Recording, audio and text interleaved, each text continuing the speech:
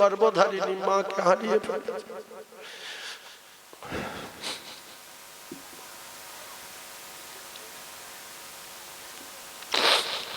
আমার সোনার চাঁদ ভাইরা, মা বাপ হলো নিয়ামত। ইন্নাল জান্নাতা তাহতা রিজলাইহা, রাসূল বললেন জান্নাত তোমার মায়ের কদমের তলায়। হুমা জান্নাতুকা, তোমার মা তোমার বাপ হলো আল্লাহর জান্নাত। জোরে বলবেন না সুবহানাল্লাহ? আরো জোরে বলেন। অনারুকা, এদের সঙ্গে যদি জীবনে অসৎ আচরণ করো, আমি রাসূল বলছি তোমার ঠিকানা জাহান্নাম।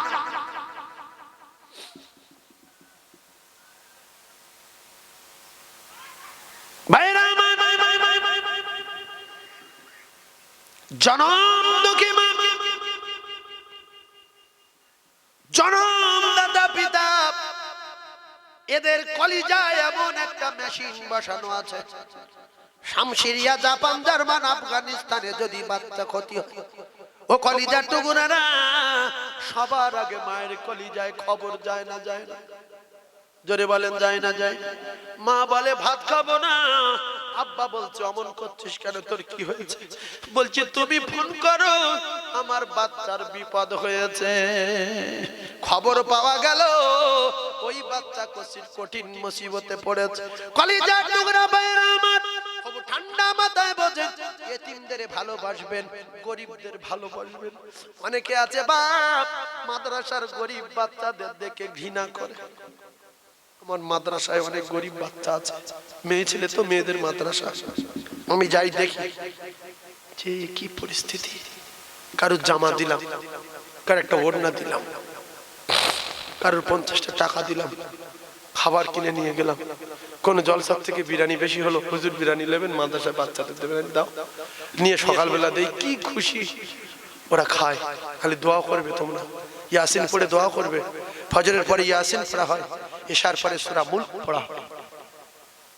ওদের চাঁদা তোলাতে পারি না, কারণ ও মেয়ে ছেলে। গ্রামে মিষ্টি ভিক্ষা চাল তুলে এসো না, ওই ঢুকিয়ে দেওয়া হলো, লক করে দেওয়া হলো, মোবাইল টোবাইল সব আউট করে, মোবাইল নাই, সপ্তাহে একদিন ফোন। অনেক মাদ্রাসার বাচ্চাদের ঘৃণা করে, এই বাবা মাথায় টুপি, 1 ইঞ্চি করে ময়লা, গায়ে জামা কুঁকড়ে, পিঠের চালে উঠেছে, নাক দিয়ে শিক নিয়ে আসছে, ছেলে কি মাদ্রাসায় দেবো? মূর্খের বংশ। ওই ছেলেটার দিকে ঘৃণা করে চলে গেলে আল্লাহ রাসূল বললেন ওই বাচ্চার তুমি মাথায় হাত দাও, ওই বাচ্চা জিজ্ঞাসা করো মাথায় ধুলো কেন, আর গায়ের জামা কুঁকড়ানো কেন, 4 জায়গায় সেলাই করা কেন, ওই বাচ্চার নাকে শিকনি কেন? জিজ্ঞাসা করলে জানতে পারতো, বলতো কাকু আমার আব্বা নাই, আমার মাও নাই, আমি জামা কাপড় পরিষ্কার করবো, পয়সা নাই, আমার ঠান্ডা লেগেছে, পয়সা নাই, ডাক্তার দেখাতে পারি না, আমি ছেলেদের কাজ করে দেই, ওরা সাবান দিলে সাবান দিয়ে জামা কাপড় পরিষ্কার করি, সবাই খাবার খায়, আমি খাবার খেতে পারি না, তাই নাকে শিকনি আসছে, সর্দি লেগেছে, ঠান্ডা লেগেছে। আল্লাহ রাসূল বললেন ওই এতিমের মাথায় হাত দে রে মুসলমান। রাসূল বললেন ওর মাথায় যত চুল আছে কত পরিমাণ নেকি আল্লাহ তোমার নামায় আমলে লিখে দেবে। তুমি ঘৃণা করলে তলাবার দেখে আল্লাহর জান্নাতি যারা মরে গেলে শহীদ, যাদের কদমের তলায় ফেরেশতারা নূরের ডানা দেয়, একটা সাবান কেনার 10 টাকা দিলে না, সর্দি হয়েছে 5 টাকার ঔষধ কিনে দিলে না, বরং ঘৃণা করে চলে যাচ্ছ মাদ্রাসায় কি দেব রে? ছেলেটার হাল দেখ। আমার সোনার নবী একটা ছেলে পুষেছিল, ছেলেটা ইতিম, ওই ছেলেটার নাম যায়েদ। কি না? হযরতে যায়েদের আব্বা মারা গেল রাসূলুল্লাহর জামানায়। ওই মা বড় যায়েদকে সঙ্গে নিয়ে অন্য জায়গায় বিয়ে করল। সেই জায়গার বাপ যায়েদের মাকে বললেন, যায়েদের মা, যায়েদ আমার ছেলে না, আমার ছেলে মেয়েদের দেখার জন্য তোমার বিয়ে করেছি, যায়েদকে নিয়ে বেশি আনন্দ ফুর্তি করতে পারবে না, চুমা দিতে পারবে না, আমার ছেলেদের খিদমত করো। তথাপি মা জননী লুকিয়ে লুকিয়ে বাচ্চার সেবা করে। হঠাৎ ঈদের রাত এসে গেল, জাইদের মা যেখানে বিয়ে করেছে, এই আব্বা কি করলো? নিজের ছেলের জন্য জামা, নিজের ছেলের জন্য টুপি, নিজের ছেলের জন্য আতর, নিজের ছেলের জন্য সাবান শ্যাম্পু সব আনলো। কেতাবে লেখা রে, জাইদের মা বলল, স্বামীনি আমার জাইদের কি জামা নাই? বলছে জাইদ আমার ছেলে না, জাইদের জামা নাই, জাইদের গোসল করাতে পারবে না, জাইদের ঈদি নাই। কিতাবে লেখা। সকাল হয়ে গেল, ভোরের বেলা, ভোর হয়ে গেল, জাইদের মা জাইদের বিছনায় গিয়েছে। বাবা জাইদ উঠে পড়, মা আজকে তো ঈদ, গোসল করব। বলে না, গোসল করবি না। বলছে কেন মা? ঈদে যাব। বলছে না, প্রথম আমার একটা কথা বল জাইদ, তোর আব্বা মারা গেছে তো? বলে হ্যাঁ। বলছে তোর এই আব্বা তোরে দেখতে পারে না জানিস? বলে হ্যাঁ। বলছে আজকের তোর গোসল করানো নিষেধ, তোর জন্য জামা নাই, তোর টুপি নাই, আতর নাই রে। আমার কলিজার টুকরা জাইদ, সকাল হয়ে গেলে তোর যদি জামা পরাতে না পারি, গোসল করাতে না পারি, আমি তোর গর্ভধারিণী মা মারা যাবো, বাঁচবো না। ও বাপ, সকাল হওয়ার আগে তুই চলে যা, চলে যা, ভোরের বেলা বেরিয়ে যা। জাইদ বলছে মা তুমি কেঁদো না, আমি চলে যাচ্ছি। মা তুমি কেঁদো না, আমি বেরিয়ে যাব। কোথায় যাব মা? জাইদের মা বলল রাস্তা দিয়ে যাবি, একটা বড় রাস্তা পড়বে, ওখানে বসবি, দু জাহানের বাদশা যাবে ওই রাস্তাতে। আমি তোর মা, তোর জন্য দোয়া চাই জাইদ, তোর মনের ব্যথা বেদনা কষ্টের কথাগুলো সব আমার সোনার নবীর কাছে গিয়ে বলবি। বাপ, আমার নবী তোর একটা ব্যবস্থা করে দেবে, চলে যা। জাইদ বলল মা কেঁদো না, আমি চলে যাচ্ছি। মা কেঁদো না, আমি ঈদ করব না, নতুন জামা পরবো না, বিদায় মা।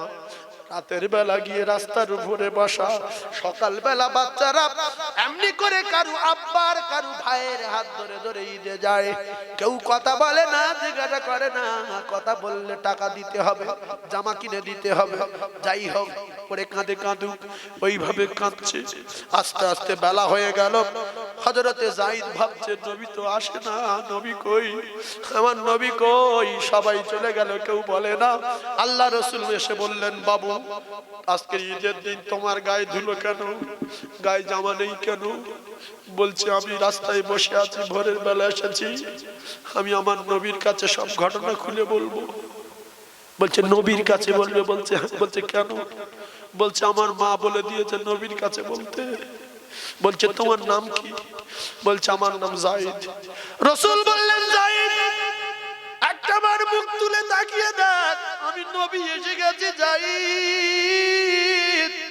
জাইদ বললেন ইয়া রাসূলুল্লাহ, আমার আব্বা না, আর আব্বা মারা গেছে। ইয়া রাসূলুল্লাহ, আমার মামা নিয়ে অন্য জায়গায় বিয়ে করেছিল, সেখানকার আব্বা আজকের ঈদের রাতে আমার জামা আনেনি। আমার মাকে বলে দিয়েছে জাইদের গোসল করাতে পারবে না।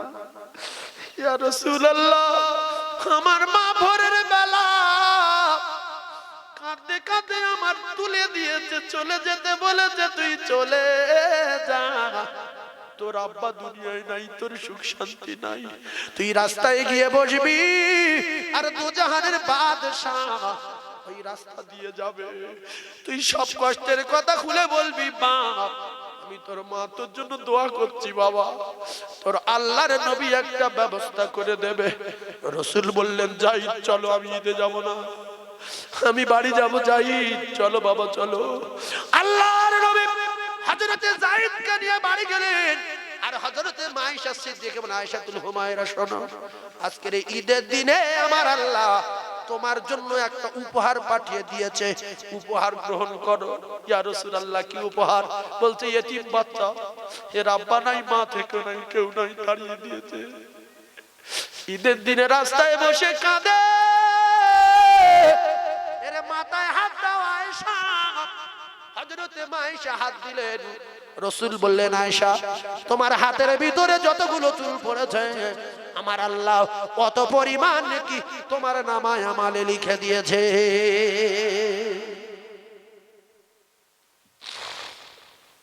আল্লাহর নবী দিন দুনিয়ার বাদশা বলেন আয়েশা গোসল করিয়ে দাও, ঈদের দিন পায়েস খাও, মিষ্টি মুখ করো। রাসূল নতুন পোশাক পরিয়ে দিলেন, পায়েস খাইয়ে দিয়ে বলছে বাবু যায়েদ তুমি কি এর আগে কোনদিন ঈদে গিয়েছিলে? বলছে হ্যাঁ। কার সাথে? বলছে আমার আব্বুর সাথে গিয়েছিলাম। বলছে তোমার আব্বু কি করে নিয়ে যেত? বলছে আমি আমার আব্বুর কাঁধে উঠে উঠে যেতাম, আমার আব্বু কাঁধে করে নিয়ে যেত।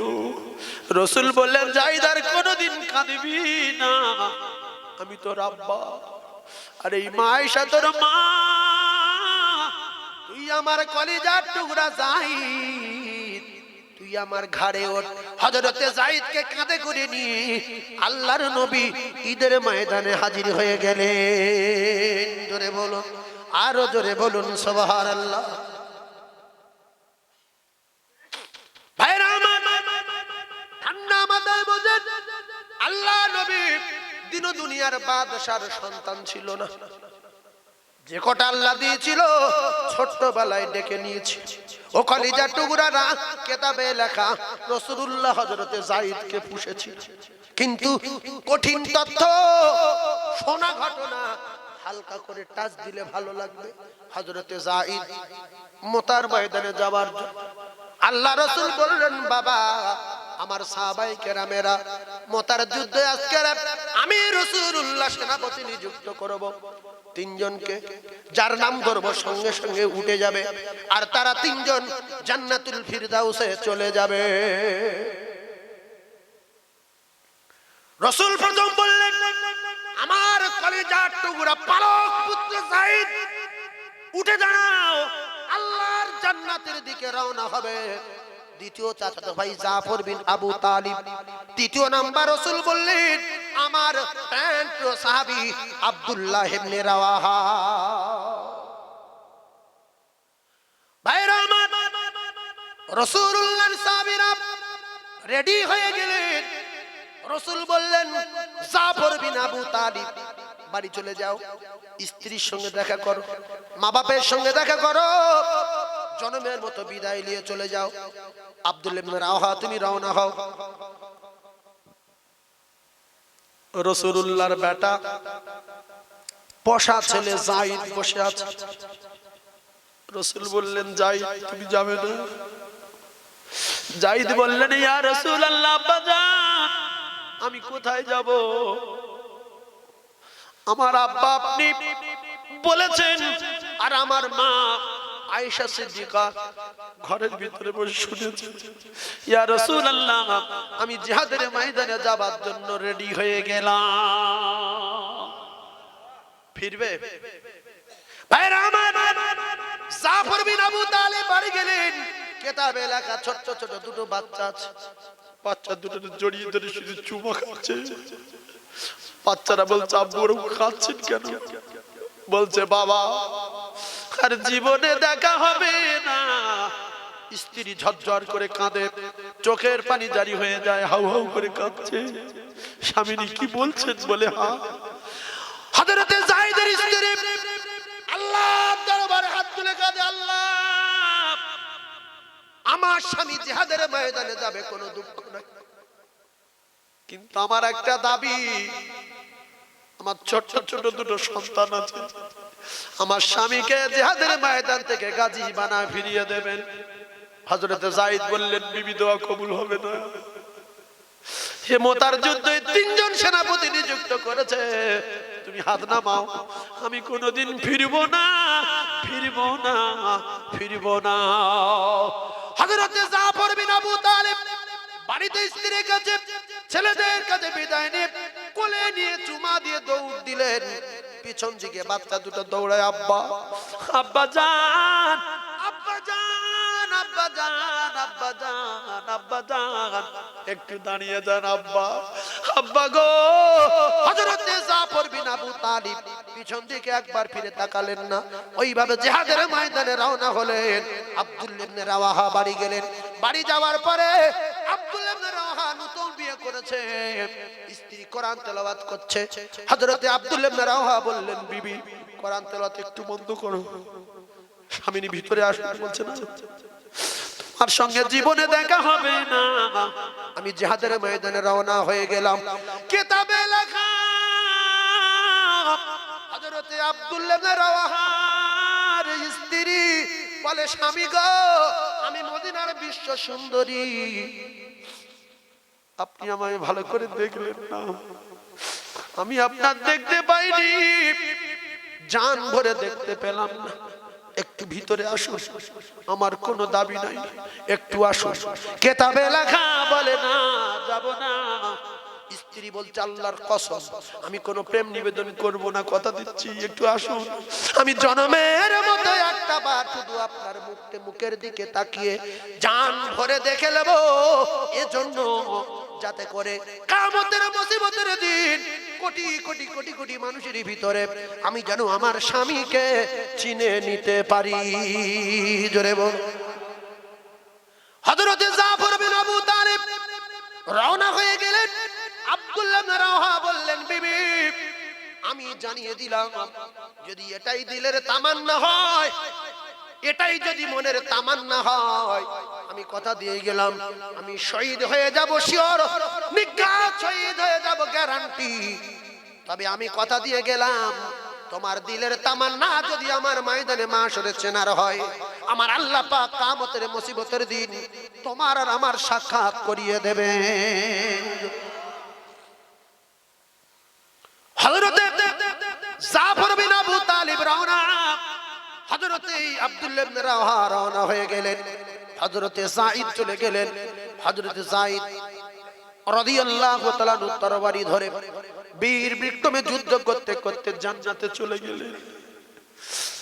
হযরত জাফর বিন আবু তালিব তরবারি চালাতে চালাতে হাত কেটে ফেলে দিল, বাম হাত কেটে ফেলে দিল, ঠ্যাং দুটো কেটে ফেলে দিল, অবশেষে মাথায় মেরে এমনি করে ইসলামের ঝান্ডা নিয়ে যুদ্ধের ময়দানে ডানাতে ঝান্ডা ছিল, বাম হাতে ধরলো, বাম হাতে তরবারি মারলো, তরবারি মারার সঙ্গে সঙ্গে ডান্ডা নিয়ে ঝান্ডা নিয়ে এমনি করে দাঁত দিয়ে কামড়ে ধরলো, মাথায় তরবারি মারলো, মাথা একদিকে, একটা ঠ্যাং একদিকে, আর একটা ঠ্যাং একদিকে, আর একটা হাত একদিকে।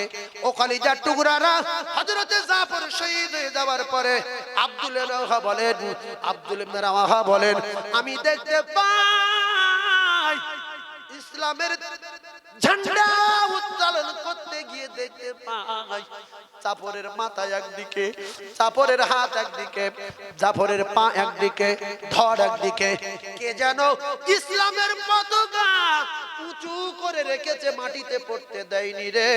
আমি দৌড়ে গিয়ে দেখতে পাই জাফর বিন আবু তালিবের কাটা মাথা ইসলামের ঝান্ডা কামড়ে উঁচু করে ধরে রেখেছে, জমিনে পড়তে দেয়নি। জোরে বলো নারে তাকবীর। যাদের ভিতরে কিছু নাই, কোন মতে এখানে দাঁড়ানোর কায়দা নাই। ইসলাম এত সহজে আমরা পাইনি। আপনাদের এলাকায় দুতলা তিনতলা ঘর আছে না নাই? দুতলা ঘর আছে না? কিন্তু ওই দুতলা ঘরের উপরে যে ইটগুলো আছে রেলিং এ, ওই ইটগুলো কিন্তু বিরাট মস্তানি দেখায়। ও হাওয়া খায়, বাতাস খায়, রোদ পায়, কোনো লোড নাই, কোনো চাপ নাই। কিন্তু ইটের ভাবা উচিত আমার জাত টুকরা টুকরা হয়ে, ভেঙে ভেঙে, ক্ষয় হয়ে, এক্সটেনসিভ হয়ে ভিতের তলায় চলে গেছে বলে আমি আজকের তিনতলার উপরে। আল্লাহর কসম ফ্রি হয়ে গেল, কোনো লোট নাই। ইসলাম যখন চাপে ছিল, ফ্রি করার জন্য সাহাবায়ে কেরাম বিবিকে বিবাহ করলো, বাচ্চাকে তিন করলো, বকরির মতো জবাই হলো, পিস পিস পিস হয়ে মাটির তলায় ভিত হয়ে গেছে বলে ইসলামের ভিত, ইসলাম এত উপরে উঠে গেছে আর কোনো লোড নাই, আর কোনো চাপ নাই, বিরাট বস্তানি দেখায়। কিন্তু রাসূল বলেছেন আসহাবিকান নুজুম বিআইয়িম ইক্তিদাইতুম ইহতিদাইতুম, আমি রাসূলুল্লাহ কথা দিলাম আমার প্রত্যেকটা সাহাবী উজ্জ্বল নক্ষত্র। তোমরা যদি নাজাত পেতে চাও তাহলে সাহাবায়ে কেরামদের স্মরণ করো। ওরে দুতালারি তুই মস্তানি দেখাস দেখা, কিন্তু তোর ভাবা উচিত তোর জাত টুকরা টুকরা হয়ে স্টোনশিপ সিমেন্ট বালি আজকের মাটির তলায় ভিত হয়ে গেছে বলে তুই আজকের 3 তালার উপরে লোড নাই। তখন ইসলাম এত লোডে ছিল, নবীর নামের কলেমা পড়লে মারিবে, নামাজ পড়লে মারিবে, কোরআন পড়লে মারিবে। এখন ইসলাম ফ্রি, কেউ মারবে না, আজান দিলে মারবে না, নামাজ পড়লে মারবে না, কলেমা পড়লে মারবে না, কোরআন পড়লে মারবে না। তথাপি আমরা এত মস্তান হয়ে গেছি আজানের পরে মসজিদে যাই না। কারণ হলো আমরা ফ্রি হয়ে গেছি, ফ্রি। আমরা কি হয়ে গেছি? ফ্রি। শুধু ওয়াজ হচ্ছে ফ্রি, সব ফ্রি। আপনাদের রাগ হচ্ছে কি বাবা? এই কসি একজন জন না না ওরে চলে যাবে, একজন চুপচাপ মেরে বসেন। আল্লাহর রাস্তায় বল, যদি বল হুজুর হুজুর পেশাব লেগেছে সেটা ব্যাপার আলাদা, দুটো পায়ে ধরে বলবো আমার দোয়া কবুল হবে, কারণ আমি মুসাফির। আমি কি মুসাফির? এলাকার দিকে হলে বলতাম না, আরে আমাদের এলাকার লোক সমস্ত লোক দেখছে, এগুলো সারা পৃথিবীর লোক দেখছে। আমার যারা ভালোবাসে না রাত ভোর এই এই রাত করতে দাঁড়া, আর কেউ কথা বলি না, শুনি সব দেখছে। তাহলে আমি যদি মুসাফির হয়ে গেছি, এখানে এসছি, এই মুসাফিরের দোয়া কবুল হবে। রাসূলুল্লাহ বলেছে আল্লাহর কসম মুসাফিরের দোয়া কবুল। আমি আপনার জন্য দোয়া, আমি কিচ্ছু করতে পারবো না, দোয়া করব।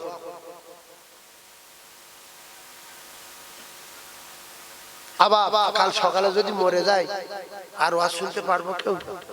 হ্যাঁ, আমরা কে কখন মরে যাব কেউ জানি? কবরে যখন যাব একা না দুজন? জীবনে যাবেন না, দুটো পায়ে ধরে বলছে, বিশাল মারমারি। একা যায় কবরে? হ্যাঁ, লাঠি ঠেকাবে কে, মুকুট ঠেকাবে কে, সাপ ঠেকাবে কে, আগুন ঠেকাবে কে, কবরের মাটি চাপ দেবে ঠেকাবে কে? একা যাবেন কেন? মার খেতে হবে? হ্যাঁ, খবরদার জিন্দেগি একা যাবেন না।